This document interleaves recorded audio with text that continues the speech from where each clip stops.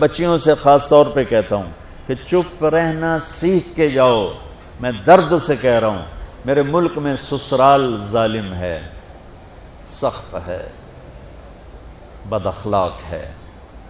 میرے نبی نے مدینے والوں کی تعریف کی، مدینے والوں کی، مدینے کے صحابہ کی اور مدینے کی فیملیز کی تعریف کرتے فرمایا کہ یہ میرے مدینے والے ساتھی ایسے عالی شان ہیں. کس بات پہ عالی شان ہیں؟ کہ تہجد بہت پڑھتے ہیں، نفل بہت پڑھتے ہیں، جہاد بہت کرتے ہیں، تبلیغ بہت کرتے ہیں، ذکر بہت کرتے ہیں، تلاوت بہت کرتے ہیں. نہیں، سنو غور سے. فرمایا یہ میرے مدینے والے صحابہ یہ اتنے عالی شان ہیں، جب یہ کسی کی بیٹی کو لے آتے ہیں ڈولی میں ڈال کے تو آنے والی بچی کو ذرہ برابر احساس نہیں ہوتا ماں باپ کے گھر میں ہوں یا سسرال کے گھر میں. اور میں بچوں درد سے کہہ رہا ہوں، میرے دیس کا سسرال بہت سنگ دل ہے، بہت سخت ہے، شریعت کا پتہ نہیں ہے. یہ ہمارا جوائنٹ فیملی سسٹم بہت بڑی نعمت تھا، جب ایک دوسرے کا تعاون تھا، محبت تھی اور ایک دوسرے کو آگے بڑھاتے تھے. اب یہ مصیبت بن گیا ہے کہ اخلاق اچھے نہیں ہیں، زبان کا بول تیر کی طرح، چھری کی طرح، تلوار کی طرح کاٹ رہا ہے.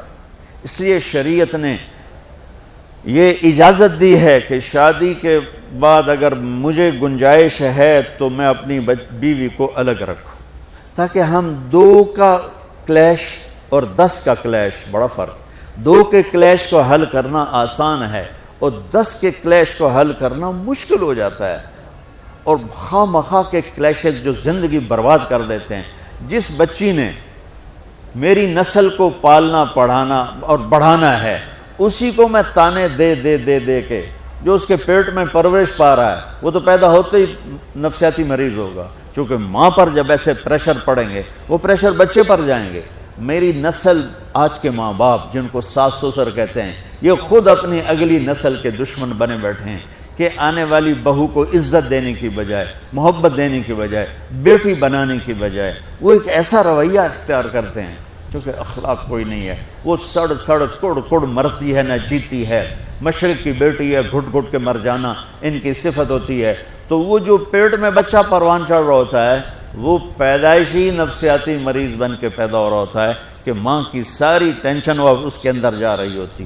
اس لیے میرے نبی کی شریعت کہ اگر میں مالدار ہوں تو میں اپنی بیوی کو الگ گھر لے کر دوں، اگر میرے پاس اتنی گنجائش نہیں اس کو کرائے پر لے کر دوں، اگر میرے پاس اتنی گنجائش نہیں تو پھر گھر میں اس کے لیے ایک کمرہ، ایک کچن، ایک